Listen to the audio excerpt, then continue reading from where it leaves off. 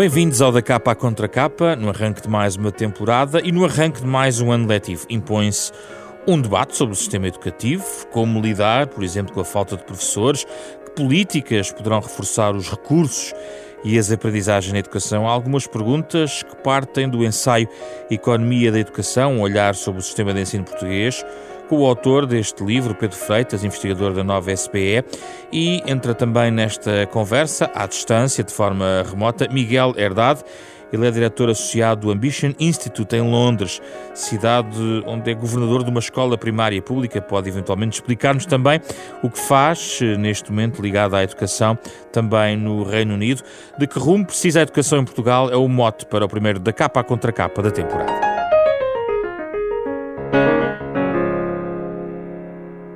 Muito obrigado pela vossa disponibilidade para a nossa conversa, Pedro Freitas e Miguel Herdade.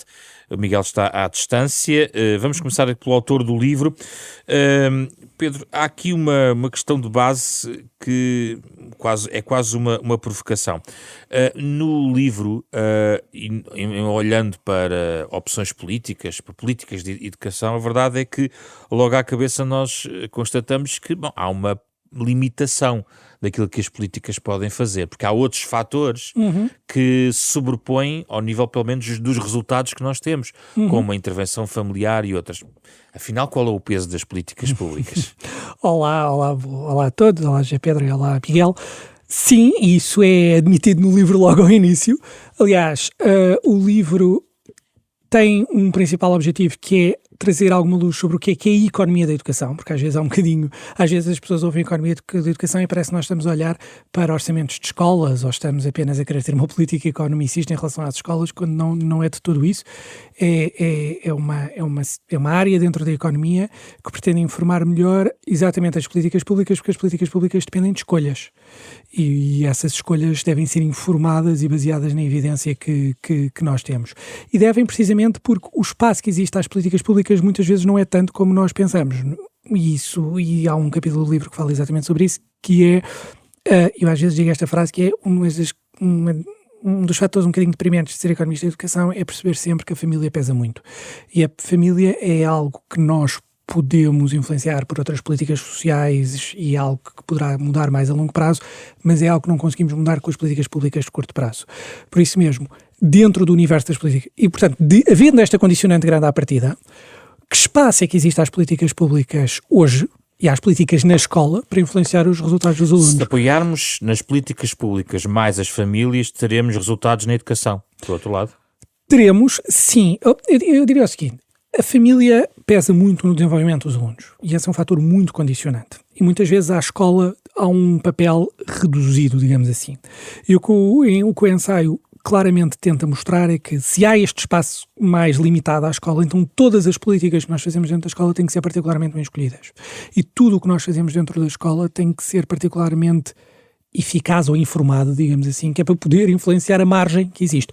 Obviamente depois há um conjunto de questões sociais que influenciam, obviamente, se as famílias tiverem mais rendimento, se as famílias tiverem maior escolaridade, obviamente que isso influenciará os resultados dos alunos. Mas isso muitas vezes são dimensões que nós não conseguimos mudar no curto prazo. Mas então tem a ver com a desigualdade social que se reflete também na política educativa? Claro, a escola é um espelho da sociedade sempre, e as escolas, e nomeadamente em Portugal, as escolas públicas são sempre um espelho até dos bairros onde as escolas estão enquadradas. Portanto, obviamente que para dentro da escola há sempre um reflexo da enquadrante social que a rodeia. E por isso mesmo, mais uma vez, tudo o que fazemos na escola tem que ser particularmente bem escolhido e particularmente informado para podermos ter alguma influência para que os alunos que partem de um ponto mais atrás, ou pelo menos socialmente mais atrás, possam progredir. Miguel Herdade, o que é que lhe sugere esta visão onde a política pública tem que ser, no fundo, cruzada com as outras dimensões, nomeadamente a questão familiar? Bem, em primeiro lugar, só agradecer estar aqui consigo e com o Pedro Freitas, que é um colega de longa data e uma pessoa que muito admiro, e que de facto este livro traz uma importância enorme para Portugal, porque certamente as pessoas que nos ouvem não estão muito familiarizadas com o termo economia de educação e até podem pensar nele, como o Pedro disse, como uma questão de contabilidade da escola ou uma coisa maçadora que só envolve contabilidade analítica ou o que é que seja que a gente pensa da economia e dos economistas, mas a verdade é que para pessoas como eu, que são pessoas que desenham e fazem programas específicos na educação, sejam eles políticas nacionais, internacionais ou nos pequenos bairros, a economia da educação é uma disciplina absolutamente crucial, precisamente porque, como o Pedro nos estava a dizer, é com base nestes dados e nestes números e nestas evidências que o Pedro e outros colegas conseguem demonstrar através da economia e educação que nós podemos garantir que as políticas que desenhamos e os programas que fazemos de facto têm um impacto nas crianças. Isso é muito, muito importante, na minha opinião. E portanto, acho que é de saudar trazer, talvez pela primeira vez, não sei se na história de Portugal há um livro de economia e educação, mas certamente nas últimas décadas é o único que conheço que tenha sido publicado. Admito que possa ter havido uns antes. Mas, e portanto, acho que como país é muito útil podermos trazer estes temas, sobretudo porque, como o Pedro disse bem, a educação é um problema antigo em Portugal, tem tido altos e baixos, alturas muito boas, alturas bastante negras, eu diria, mas acima de tudo é um dos assuntos, ou uma das pedras basilares que nós, enquanto sociedade, temos tido algumas dificuldades em resolver. E portanto, este trabalho que o Pedro fez e trouxe é importantíssimo. E é importante frisar que não é uma coisa meramente académica ou para pessoas que estão nas universidades. É um trabalho que tem uma aplicação prática muito importante e que pode mesmo ter um efeito na vida das pessoas e sobretudo das crianças, como o Pedro dizia, das mais pobres, acima de tudo. A minha pergunta tinha a ver com o equilíbrio ou o desequilíbrio que esta questão entre política pública, aquilo que a família de facto aporta digamos, aos resultados que até são aferidos, porque isto também tem um pouco a ver com os resultados que são aferidos, se é algo, este mix é um mix equilibrado na sua perspectiva ou desequilibrado, onde as políticas públicas podem ter ainda mais impacto de alguma forma? Não, sem dúvida. Eu acho que há aí várias camadas do que estava a dizer. Uma delas é podermos fazer políticas públicas que são bem informadas, não é? E eu penso que por vezes temos alguma dificuldade em ter acesso à informação, a dados que sejam fidedignos, seja o número de pessoas que precisam de ajuda. Às vezes é difícil saber coisas que são importantes. Por exemplo, é difícil para nós em Portugal saber quanto é que custa um aluno na escola pública. Parece extraordinário, mas é difícil. Não há ninguém que saiba ao certo. Está a ver? Quanto é que custa termos uma criança na escola pública aos 12 anos de escola? E é muito difícil saber isso, se é que alguém sabe, na verdade. Não temos dados bons para aferir esse tipo de coisas. E isso limita-nos, e limita as nossas políticas públicas, e limita que o dinheiro, que é escasso, não é? Possa ser usado da melhor forma, no meu entender, para ajudar as crianças que tiveram mais desvantagem na vida e que, portanto, nasceram em famílias com contextos mais desfavorecidos, como o Pedro assinalou bem, não é? E portanto, sim, eu acho que não sei se estou a responder ao que queria. Eu queria mais perceber se, na sua perspectiva, no mix entre políticas públicas e aquilo que diz respeito a uma circunstância um pouco mais alargada e complexa, que tem a ver com o contexto da comunidade ou das famílias, se há aqui um desequilíbrio. Ou seja, se é possível fazer mais de uma forma de política direta, pública, ou se de facto este mix é um pouco inultrapassável e é preciso que haja um avanço das outras dimensões. E é isso que eu gostava de saber. Eu acho que não é inultrapassável. Aliás, tenho uma fé grande nisso. Aliás, senão o nosso trabalho era um bocadinho inglório, não é?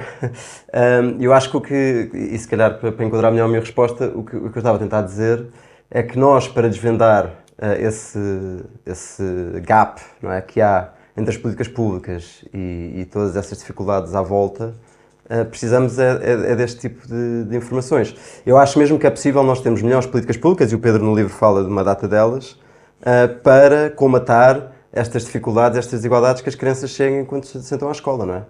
E sejam elas por questão do dinheiro que as famílias recebem, pela escolaridade dos pais, em particular a da mãe, como o Pedro refere bem no livro dele.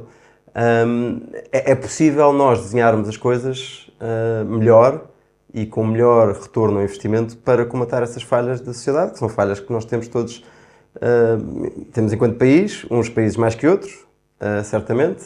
Em Portugal, de facto, o peso das famílias é muito grande nas aspirações das nossas crianças e existe, obviamente, um problema muito grande de pobreza infantil que que nós ainda não conseguimos resolver e esperemos que consigamos resolver, eu diria.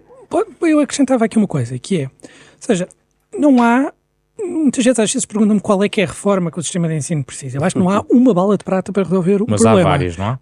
Exato. E podemos elencá-las então? Exato. Como, só até ainda ao ponto que o G. Pedro estava a dizer, também não é na escola que vamos resolver todos os problemas da sociedade. Agora, se me pergunta, há margens no sistema de ensino para melhorar e, nomeadamente, fazer com que alunos que vêm de contextos mais desfavorecidos possam progredir mais do que progredem? Eu acho que sim. E é exato. Ou seja, não há uma política, eu acho que há um conjunto de políticas que permitem explorar um conjunto de margens para fazer, nomeadamente, estes alunos progredir. Agora, isso é como tudo, não há... Eu acho que todos os problemas sociais não se vão resolver na escola, mas também não há uma política só que possa magicamente resolver todos os problemas. Por isso, o Pedro, no seu livro, vai a vários pontos e acho que era importante irmos a alguns deles. Desde logo, um ponto que talvez seja menos falado e que o Pedro levanta aqui tem a ver com não basta apostar no pré-escolar, é preciso também ver a qualidade desse pré-escolar. Sem dúvida. Isso para si é uma questão que não está a ser levantada em Portugal? Eu diria o seguinte, nós tivemos um primeiro... Eu gosto de abarcar, porque normalmente nós não abarcamos tudo o que vai dos 0 aos 5 anos, porque nós temos esta divisão em Portugal que vai dos 3 aos 5 anos, que é o que nós chamamos o pré-escolar e que está, na verdade, incluído no sistema público de ensino, e depois temos a creche que vai dos 0 aos 3, e eu gosto de ter um debate mais abrangente. Eu acho que, começando da faixa dos 3 aos 5, houve um enorme progresso em termos de oferta de pré-escolar nos últimos anos. Eu há tempos dava um número, em 73 apenas 2,5% das crianças portuguesas entre os 3 e os 5 anos frequentavam o pré-escolar. Nós hoje temos taxas de pré-escolarização muito acima dos 90%. Portanto, houve aqui uma grande massificação do acesso. E também preocupações de qualidade, acho eu, na faixa dos 3 aos 5 então anos. qual é o problema? Eu acho que nós temos um problema antes, do 0 aos 3.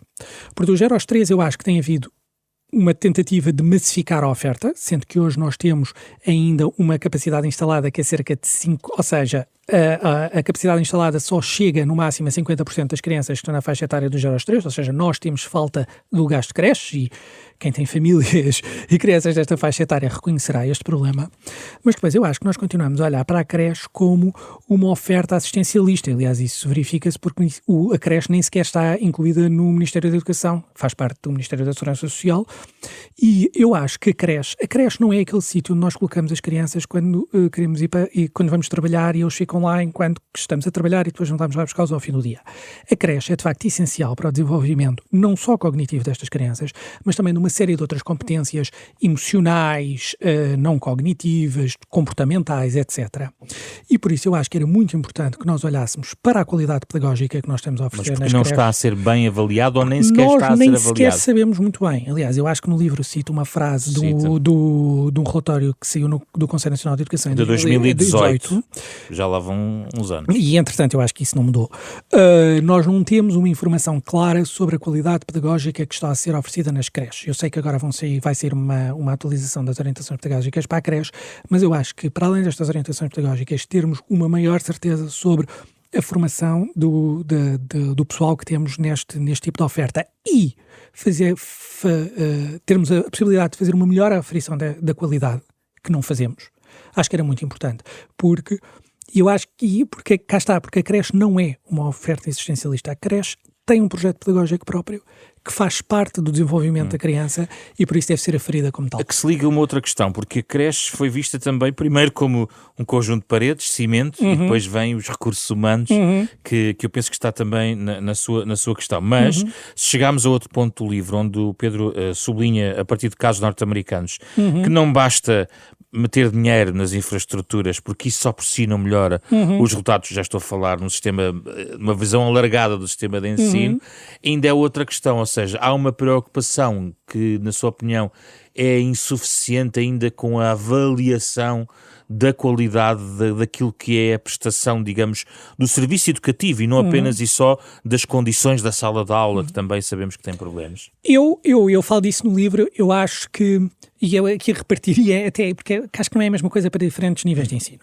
Eu acho que claramente as paredes são importantes, eu até digo no livro, eu passei por uma escola secundária onde chovia frequentes vezes lá dentro, portanto eu sei que as condições são importantes, mas dar as condições materiais por si só não nos garante a qualidade do ensino que temos. Portanto, é preciso fazer mais. E, aliás, por exemplo, uma das políticas que eu falo aí no ensaio é, muitas vezes falamos, por exemplo, da redução do tamanho das turmas, que é frequentemente falado no sistema de ensino como uma solução para os problemas, e eu digo que essa solução pode ter impactos. Há sérias dúvidas até em termos de literatura e de evidência científica de que essa solução é uma solução para toda a gente e para todos os alunos. Tem que ser caso a caso, ciclo de ensino específico, é isso? Depende dos alunos que temos à frente, são alunos com mais dificuldades, são alunos com menos dificuldades. Achar que é uma solução universal para todo o sistema de ensino, para todos os alunos, independentemente das suas características e da escola em que se encontram, acho que não temos evidência suficiente para. Como é que resolvemos isso? Com mais autonomia para as escolas decidirem? Eu diria que é o seguinte, eu digo muitas vezes que eu acho que as escolas podem ter a autonomia de escolher o seu projeto pedagógico, ou seja, como é que querem funcionar e até que modelo pedagógico querem aplicar. Acho que depois acho que não devem ter necessariamente uma autonomia curricular, acho que deve haver um currículo comum, mas muitas vezes há esta discussão no sistema de ensino, vamos seguir este modelo pedagógico, ou aquele modelo pedagógico, ou esta didática, ou aquela didática. Eu acho que as escolas devem ter a liberdade de adotar os modelos que desejarem. E depois nós, sistema de ensino, sociedade, etc., temos uma obrigação de avaliar. Temos uma obrigação de avaliar. Não deve haver um tronco comum, um currículo comum? Isso eu acho que sim. Deve haver um currículo comum e um tronco comum. Isso é o currículo. Depois, a prática pedagógica de como é que as escolas fazem a aplicação desse currículo, acho que as escolas podem ter autonomia e devem ter autonomia, até porque as escolas e os professores que estão com os alunos é quem os conhece melhor.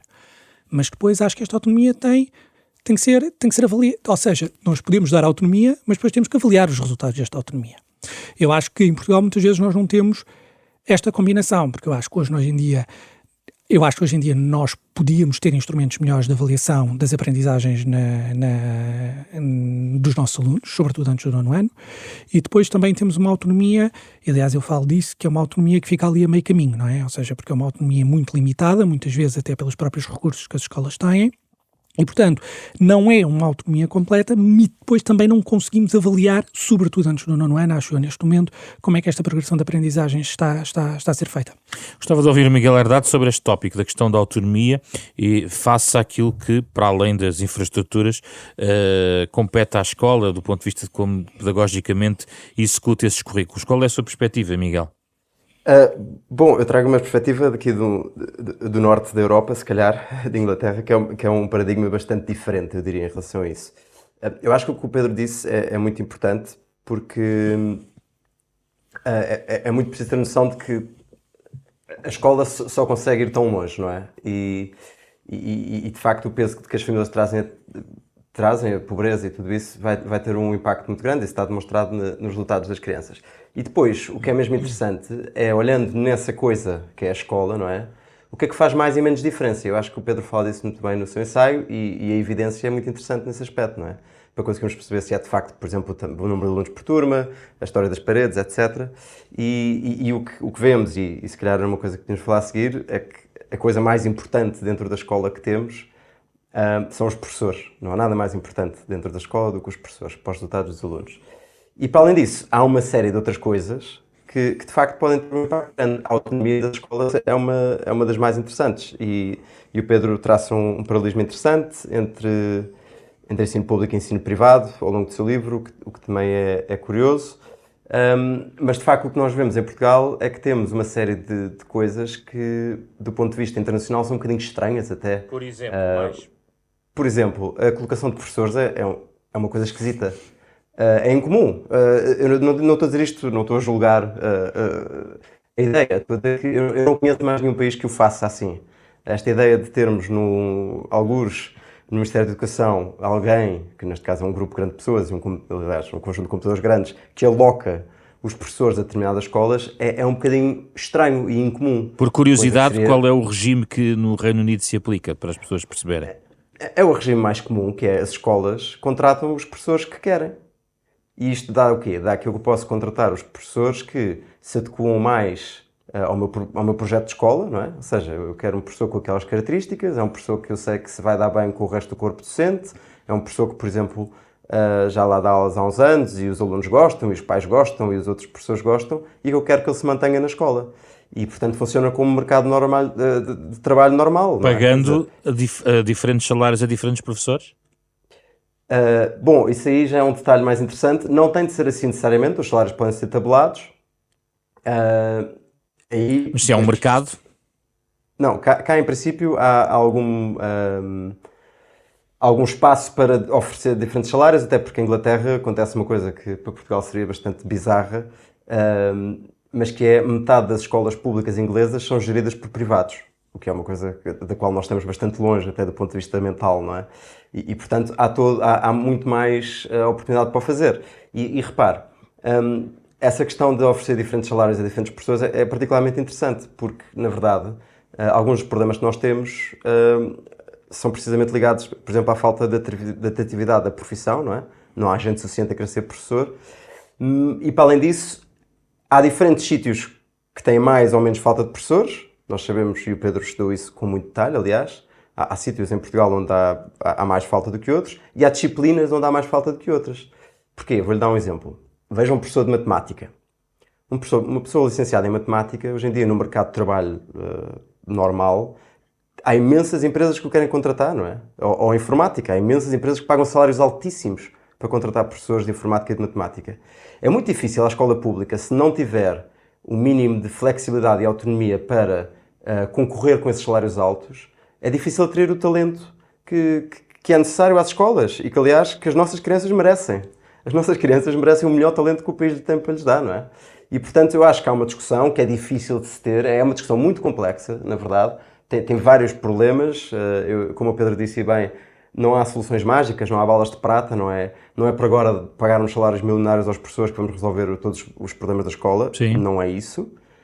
Mas há, de facto, uma discussão que se calhar vai ter que ser tida para resolver um problema de que o Pedro fala muito no livro. Eu trazia este tema porque exatamente nós tivemos, aliás, um programa na última temporada onde este tema foi ligeiramente aflorado, exatamente tendo em conta os desequilíbrios demográficos até que o país tem, Pedro. Eu queria comentar uma coisa que o Miguel disse, porque eu acho que há neste momento uma fricção no sistema que, por um lado, é o seguinte: eu acho que, de facto, o modelo de alocação de professores é excessivamente rígido. E excessivamente rígido na perspectiva de nós temos professores com 50 anos que no momento em que querem mudar de escola, os dois critérios para mudar de escola são a nota de final de curso que tiveram quando tinham 23 anos, portanto há 20 e tal anos atrás, e os anos de experiência. E nada daquilo que é o percurso do professor em termos do seu trabalho é internalizado nesta mudança de professores. Mas, por outro lado, os próprios professores que hoje estão nas escolas, apesar de reconhecerem que este modelo tem fragilidades, gostam deste modelo. E gostam deste modelo, em primeiro lugar, porque acham ou consideram que este modelo traz transparência. Ou seja, há uma lista centralizada que gradua os professores e depois eles são distribuídos. E uma certa segurança também. Por isso mesmo, assumindo que há aqui duas perspectivas que são legítimas, de quem está dentro do sistema, mas de quem olha para o sistema e percebe que os professores não são de todo distribuídos consoante as suas características, e os professores são diferentes, e é natural que sejam diferentes, porque diferentes professores podem ter diferentes práticas com diferentes alunos, e isso é natural. Eu acho que se tem que encontrar uma solução intermédia. Por um lado, continua a dar alguma segurança aos professores. Com uma carreira específica, com graduações. Eu até admito que uma parte do concurso, como é feito hoje, mas depois dar alguma margem para que haja alguma escolha da escola e que haja alguma internalização do trabalho dos professores. A escola ter um bolo orçamental para isso? Ou ter um bolo, para ir às compras, entre aspas. Ou, por exemplo, ter uma bolsa de candidatos que sai da lista centralizada e da qual a escola pode escolher, por exemplo. Ou seja, a lista centralizada, como o concurso que temos hoje, termina uma primeira fase e depois há uma segunda fase em que a escola pode ter uma palavra na escolha dos professores. Aliás, isso foi uma proposta da SETES que circulou o ano passado e que eu acho que era uma proposta que trazia alguma perspectiva de equilíbrio. E depois, outro dos medos dos professores, eu acho que também falo nisso no ensaio algures, que é a discussão sobre o novo modelo de contratação dos professores em que a escola tem uma palavra, tem que ser articulado com pensarmos o modelo atual de gestão das escolas. Porque os professores têm muito receio de que esta escolha traga excessivo poder de decisão aos diretores, mas eu acho que digo isso, as escolas não são só os diretores e não devem ser só os diretores. E, portanto, neste processo de escolha dos professores que a escola poderia ter, há diretores pedagógicos, há diretores de departamento, há responsáveis de grupo. São todos professores. São todos professores e todos devem participar também nessa escolha. E por isso mesmo eu acho que este debate é um debate em que temos que perceber que há diferentes pontos de partida de onde se olha, no qual se tem que encontrar uma solução que eu acho que será ser sempre uma solução híbrida e tem que se pensar como é que dentro da escola se pode fazer esta escolha. Isto precisamente porque dentro da margem que a escola tem, o professor é de facto decisivo. E em Portugal nós temos, e eu acho que também falo disso em alguns, nós temos uma questão que é, nós temos uma enorme rotação da nossa classe docente. Por exemplo, em 2018, em mais de 90% das escolas, 1 em cada 5 professores era novo naquele ano letivo, naquela escola. Isto é uma enorme instabilidade.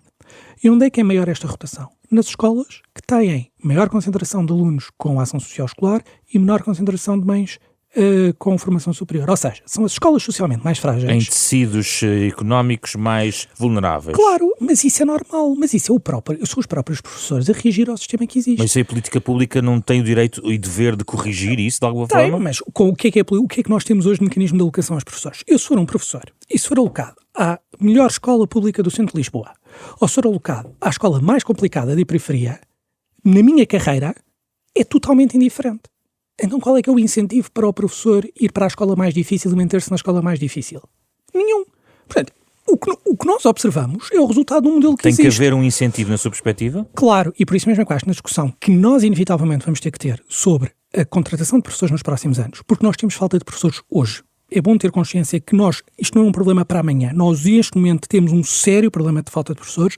Nós temos que discutir, primeiro, onde ir buscar estes professores, mas depois discutir duas nuances que me parecem importantes. Primeiro, não é só uma questão de recrutar professores, é como é que desenhamos mecanismos de incentivo para determinados professores irem para determinadas escolas. Porque nós temos hoje um fato único que serve para o sistema inteiro.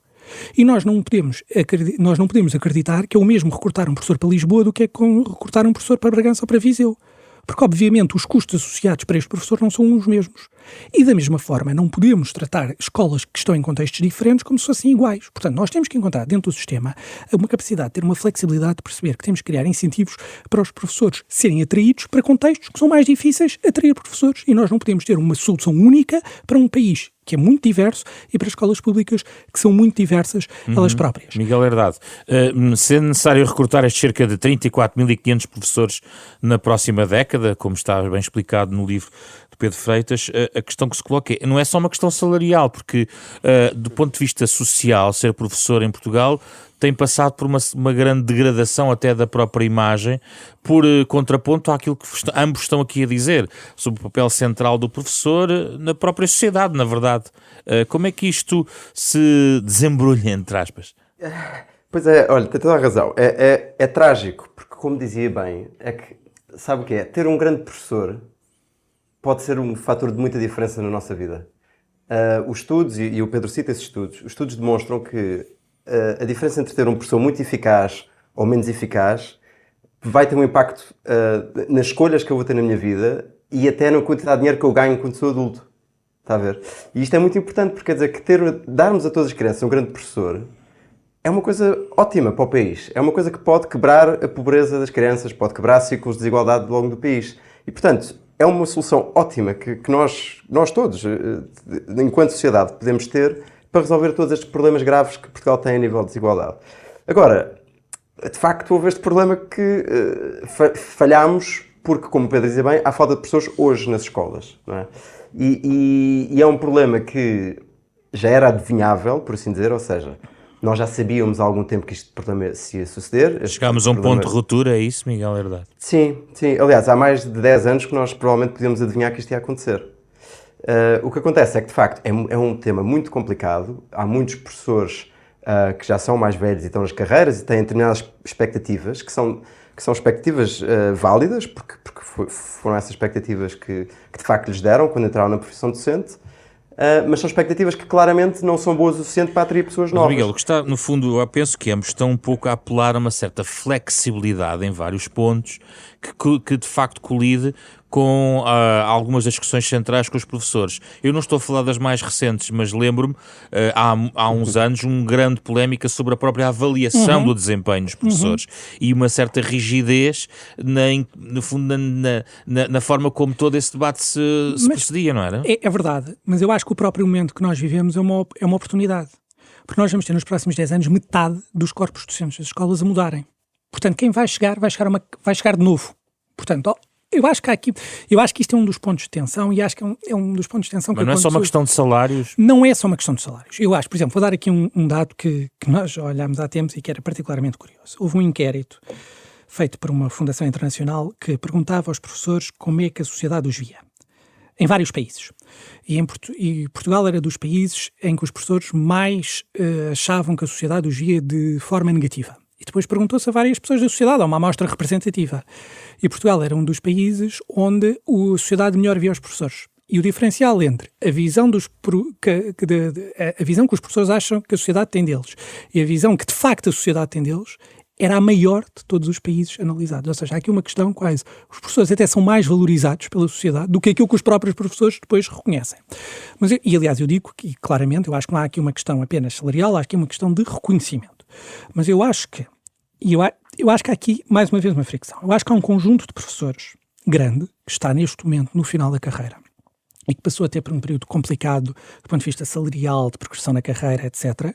E que eu acho que a discussão sobre este grupo de professores é claramente sobre estes últimos 10, 15 anos de carreira, que progressão salarial poderão ter e que horizonte poderão ter. Mas também há muitos jovens professores que se queixam da precariedade da sua função neste momento. Claro, e é exatamente este o meu ponto.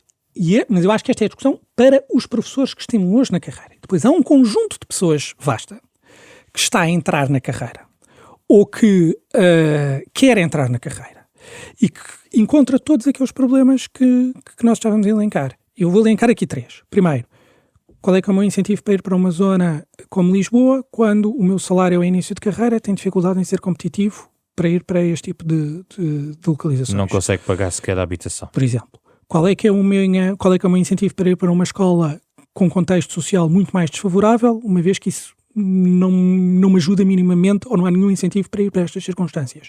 Ou, por exemplo, como existem agora um conjunto vasto de pessoas que têm a competência científica, que, por exemplo, podiam ser professores de diversas disciplinas porque tiveram uma formação científica para tal, mas que simplesmente não têm condições para fazer a formação pedagógica. Porque, por exemplo, se eu quiser ser um professor profissionalizado, tenho que fazer um mestrado em ensino, que tem uma componente de formação pedagógica que é de facto importante. Mas há pessoas que, por e simplesmente, estão nos seus empregos e não podem abdicar da sua vida para ir fazer uma formação pedagógica durante um ano e depois poderem se graçar nas escolas. Também há problemas na formação de professores? Eu diria que a formação há 2 pontos. Eu acho que o problema da formação inicial é o seguinte, dando um passo atrás. É muito evidente da literatura que a peça essencial para um professor ser um professor é a sua qualidade científica. E isso deve ser a pedra principal, que é olharmos para o novo recrutamento de professores, pessoas que tenham uma capacidade científica sólida. E depois há uma discussão forte sobre como é que deve ser feita a formação inicial pedagógica dos professores. Eu acho que nós, e inevitavelmente acho que isso vai ter que acontecer, temos que encontrar caminhos alternativos de fazer a formação pedagógica dos professores. Ou seja, não necessariamente obrigar as pessoas a pausar as suas vidas 1 ano ou 2 anos para ir fazer uma formação pedagógica, até porque muitas não podem, porque obviamente têm as suas vidas, e depois entrar na escola.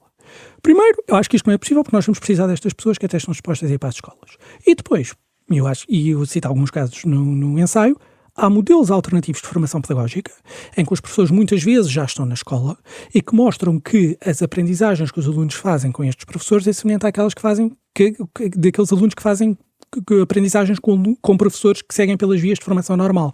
E muitas vezes, quando eu digo isto, as pessoas dizem querem formar professores à pressa ou querem ir arranjar uns professores, passa a expressão, de vão de escada, mas não é nada disso. A verdade é que há hoje um conjunto de pessoas com capacidade científica sólida, que fizeram formações científicas sólidas nas suas áreas de interesse, que são um bom recurso humano para usarmos agora que temos falta de professores. A formação pedagógica é essencial. Reduzir a formação pedagógica ao modelo que nós temos hoje e dizer que é o único modelo possível e que não há outros modelos de formação pedagógica que são possíveis implementar quando nós precisamos destas pessoas é que me parece redutor e um desperdício de talento. Miguel Herdade, isto também não tem o risco de acentuar um movimento que já de certa forma existe em relação às escolas públicas, umas escolas com mais recursos que outras, escolas públicas, não digo para ricos e outras para pobres, mas escolas públicas que têm uma grande procura, até fora da área de residência, que leva à questão das matrículas, entre outras, e outras escolas que os pais preferem fugir delas, entre aspas. Isto não vai acentuar, até a própria ideia de liberdade de escolha não vai cavar um fosso entre escolas públicas, Miguel? Pois, a questão há o fosso entre escolas públicas e escolas privadas, que é um fosso óbvio, não é? Nas escolas privadas. E agora já estou só a falar entre as públicas, porque nós falamos geralmente mais do público versus privado, mas eu agora gostava de centrarmos só entre as públicas. Mas era exatamente aí que eu queria chegar. Portanto, há esse fosso. E depois, de facto, como dizem com razão, entre as próprias escolas públicas, há escolas públicas que são muito boas e escolas públicas que são menos boas. Normalmente, porque há uma segregação entre determinados tipos de alunos que vão para umas escolas e outros vão para outras. Como disse, há escolas em Lisboa e no Porto que são públicas, mas quase todos os alunos que lá andam são alunos de famílias de classe média ou alta, não é? E isso é um assunto que, por exemplo, o Pedro explora bem no seu ensaio, que é, por exemplo, o efeito dos pares na escola, não é? Um aluno que tenha todos os seus colegas à volta, que tenham a aspiração de ir para a universidade, cujos pais têm mais dinheiro, etc., ele próprio, em princípio, vai beneficiar de uma espécie de um efeito de pares que o leva também a querer ir mais longe. E vice-versa, ou seja, uma pessoa que viva, de facto, numa zona mais pobre, que tenha acesso a uma escola onde todas as outras crianças também são pobres, têm vidas mais difíceis, vivem em casas mais pequenas, os pais têm mais dificuldade em ajudar, ela própria também vê as suas aspirações na vida limitadas. Isso é um problema grande e grave. E é muito interessante, porque de facto há maneiras de combater isto. Uma delas seria precisamente pôr professores muito eficazes em escolas mais difíceis. Isso seria uma excelente maneira de conseguirmos quebrar esses eixos de desigualdade que há mesmo entre as próprias escolas públicas. Mas não é? como é que convence? Se tiver um professor à sua frente, Pois. como é que o convence, Miguel? Olha, o Pedro falou de alguns programas alternativos que existem em vários países. Eu aqui tenho que fazer um conflito de interesses, porque o instituto do qual eu sou diretor faz isso mesmo, que é tentar fazer com que a qualidade dos professores que ensinam em escolas mais desfavorecidas seja mais alta, e pode haver vários incentivos para isso. Eles podem ser financeiros, esse é um dos casos. Por exemplo, pense no interior de Portugal, não é? O incentivo de um professor para se mudar para o interior de Portugal pode ser difícil. Uma pessoa que vive em Aveiro, agora viver para Bragança e a família que foi para trás, é uma decisão de escolha difícil de carreira, e nós podemos ter um incentivo financeiro para levar esse professor para aquele sítio.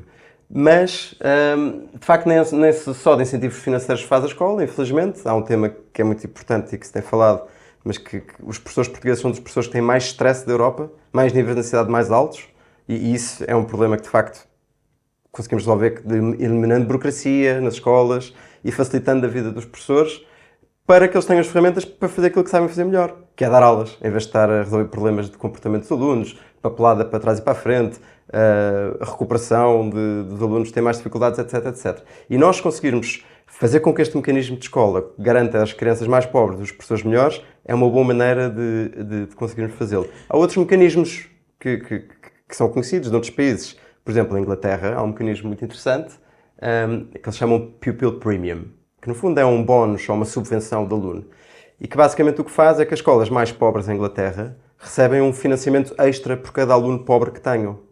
E não só dá incentivo a estas escolas para terem nos seus quadros, nos seus bancos da escola, alunos um bocadinho de todos os meios sociais, porque acabam por ter mais financiamento para precisamente poder ajudar esses alunos, como dá resultados que as escolas podem ter ou não alguma flexibilidade para escolher como é que querem para aqueles alunos, seja, lá está, pagando melhor, por exemplo, a professores, seja tendo, sei lá, tutorias, explicações. Há imensas políticas públicas de que o Pedro fala no livro, por exemplo, as tutorias, que podem ter efeitos muito interessantes para diminuir essa desigualdade. São caras essas intervenções, mas o que fazem pessoas como o Pedro e eu é precisamente perceber que cada euro investido numa dessas intervenções pode ter um retorno muito grande. E, por exemplo, as tutorias seriam um bom exemplo disso. As tutorias são explicações, não é? Está a ver, dar explicações a matemática em pequenos grupos de crianças tem um impacto enorme que, infelizmente, só as crianças mais ricas é que conseguem ter acesso. Mas explicações de forma organizada e não no mercado Exatamente. como existe em Portugal,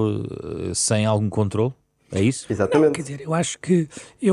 vou pegar só num ponto antes que o Zé Pedro estava a dizer, que era... E eu acho que é um bocadinho o que eu falo, que é... Eu acho que era bom que os pais tivessem, dentro do sistema público, mais liberdade de escolha da sua escola, e que as escolas tivessem, talvez, menos capacidade de selecionar os seus alunos para evitar estas bolhas. Acho que, para compensar isso, acho que era importante que as escolas que estão em meios mais desfavorecidos fossem compensadas também por isso com os recursos necessários para poder chegar a estes alunos. Em relação às explicações, eu acho que e nós falámos muito disso durante a pandemia, eu acho que uma das utilidades que eu queria que o livro também tivesse era um bocadinho chamar a atenção para algo que está muito debaixo do radar, que é a pandemia que passou, deixou um rastro nas aprendizagens, e é uma fantasia acharmos que este rastro não está lá, e ele está. E o que eu acho que, e nós aproveitámos a pandemia, até juntamente com o Miguel e com a Susana Peralta, com o Bruno Carvalho, etc., e com a Ana Balcon Reis, que foi para propor algo, já que precisamos fazer a recuperação de aprendizagens depois da pandemia, vamos ajudar a suavizar uma enorme desigualdade no sistema. E o que é essencial desse ponto de vista, então, fazer? Da pandemia, sim, vamos aqui a este capítulo. Nós na altura claramente dissemos que em pandemia teve um impacto muito heterogéneo entre os alunos. Há alunos a que o impacto foi reduzido, porque se calhar tinham condições em casa claramente para ser apoiados, e há alunos a que o impacto foi grande. Portanto, o que significa que um professor, quando pós-pandemia enfrenta as suas turmas, são turmas muito diferentes, com alunos muito diferentes. E por isso mesmo é que era preciso haver estes momentos fora da sala de aula para, junto dos alunos com mais dificuldades, chegar em concreto às dificuldades que estes alunos têm, porque obviamente um professor que tem 30 alunos à sua frente não consegue chegar às dificuldades de todos, porque há dificuldades próprias. E estes momentos fora de sala de aula são muito importantes. Estes momentos fora de sala de aula são aquilo que as famílias já fazem.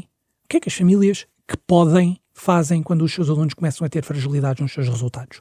Colocam normalmente os seus filhos em explicações, que é um mercado privado que acontece fora da escola e que tem toda a legitimidade de o fazer e obviamente que é totalmente racional. A questão é que só chega a este mercado quem pode e não quem não pode. Isto é obviamente uma fonte de desigualdade e por isso mesmo é que nós apelámos na altura e voltamos a apelar, e eu acho que este ponto é importante, porque algum dos projetos de recuperação de aprendizagens que estavam em vigor nos últimos 2 anos não estarão em vigor no próximo ano, porque muitas vezes eram financiados com fundos europeus que entretanto já não existirão. Mas a verdade é que continuamos a ter que chegar a estes alunos com dificuldades.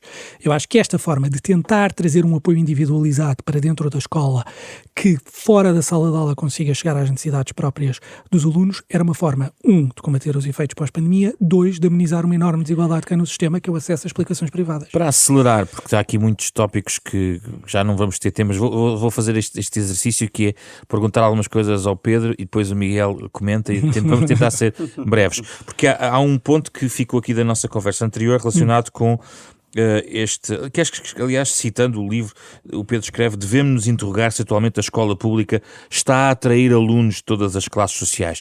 E eu aqui só gostava de introduzir a questão dos rankings que o Pedro escreve, que tem um conjunto de zonas cinzentas. Resumidamente, qual é a sua tese em relação aos rankings, Pedro? Os rankings é aquele típico assunto em Portugal, tal como os exames, onde muitas vezes o debate se reduz a bom e mau. Eu acho que o debate não é de bom e mau.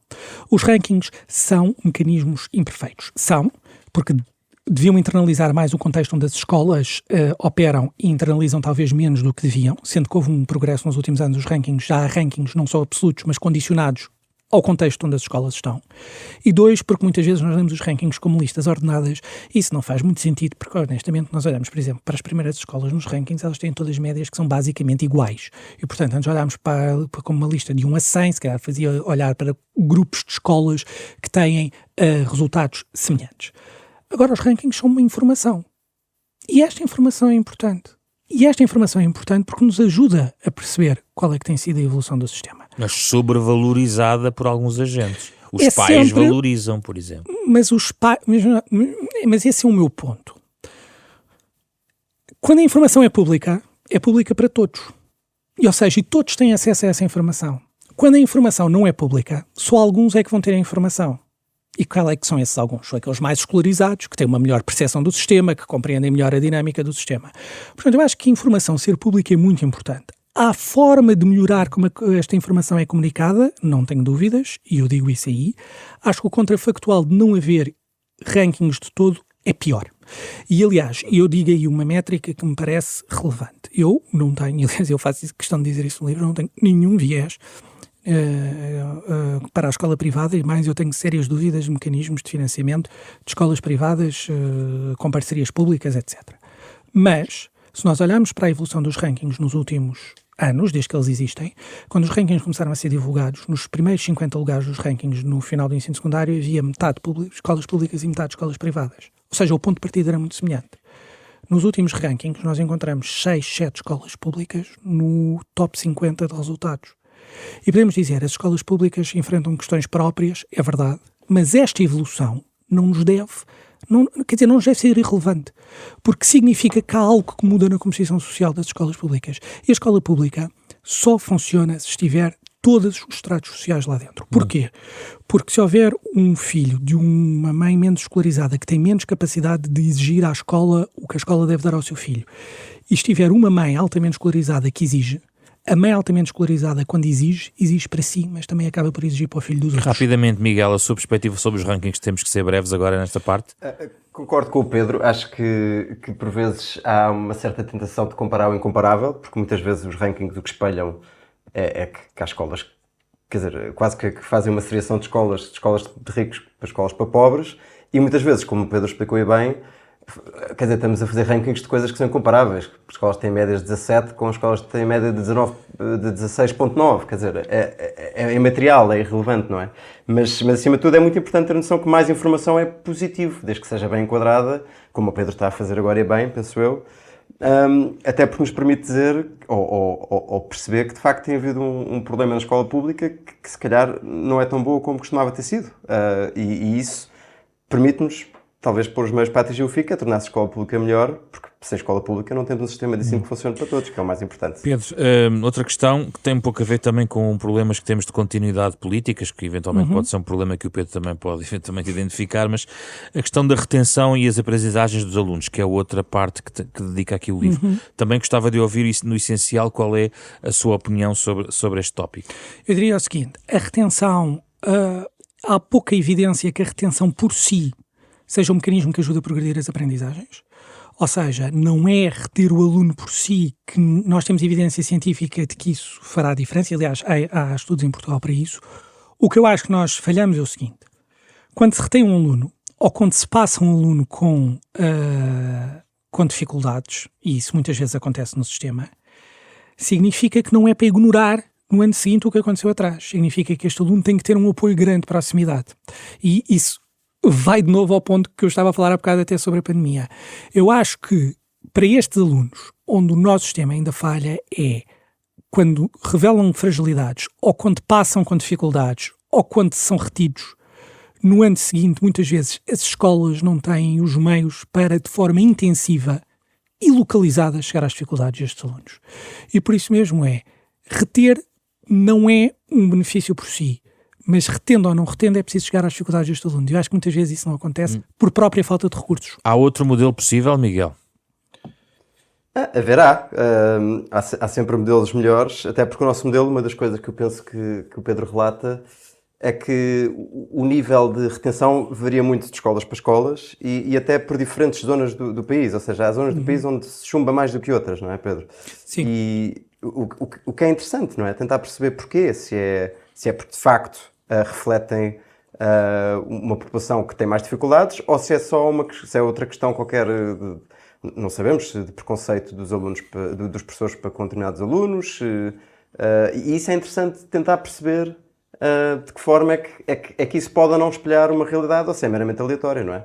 E há evidência que nos demonstra, por exemplo, que as escolas na periferia de Lisboa e do Porto, que a questão de alunos nascidos noutras latitudes, designadamente nos Palopes, têm resultados muito piores do que os outros e portanto é interessante e reprovam muito mais do que os outros, e eu acho que é interessante perceber até que ponto é que medir e ver onde e que alunos é que reprovam é útil ou não para podermos ajudar esses alunos. Eu acho que as políticas públicas têm esta coisa bonita que é poderem ser úteis para nós ajudarmos as pessoas a ter uma vida melhor, e é assim que eu vejo a retenção e esta medição das cidades. E mesmo a fechar, Pedro, a questão do acesso ao ensino superior, a proposta de deixarmos o tal concurso nacional de acesso e deixar às universidades elas próprias escolherem os seus alunos.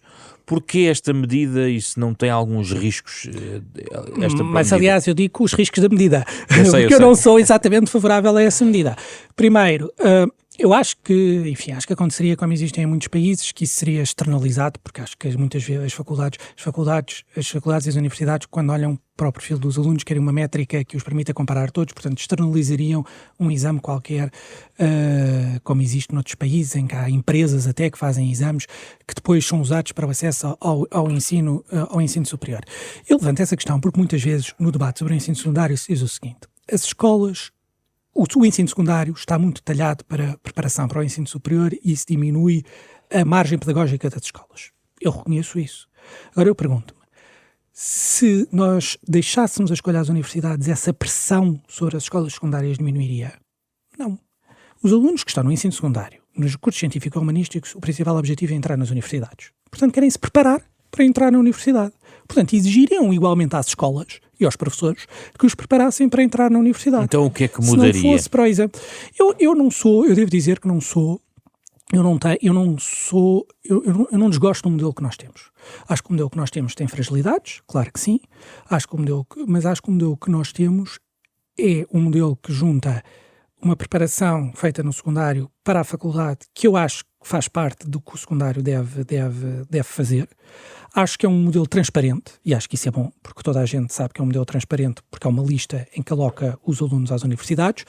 Acho que pode haver a questão de leva a uma grande seletividade e algum elitismo de algumas faculdades. É verdade, porque há um conjunto de faculdades que têm notas maiores e que acabam por absorver os miúdos, ou os alunos, peço desculpa, da faixa superior de resultados. É verdade, mas isso combate-se aumentando os lugares nas boas faculdades para que mais alunos possam entrar, e combate-se promovendo também a qualidade mais transversal das universidades portuguesas. Que ainda fala das propinas? Tem a ver com os mestrados, sobretudo? Eu falo das propinas no seguinte: há uma grande discussão sobre o valor das propinas. Eu acho que há exemplos, em Inglaterra, onde o Miguel vive, há exemplos de aumentos de propinas que não levaram necessariamente a maior segregação, porque, e eu diria, quando nós falamos de propinas, temos que pensar em duas coisas. Primeiro, 40% dos alunos que estão no ensino público universitário têm uma mãe com ensino superior.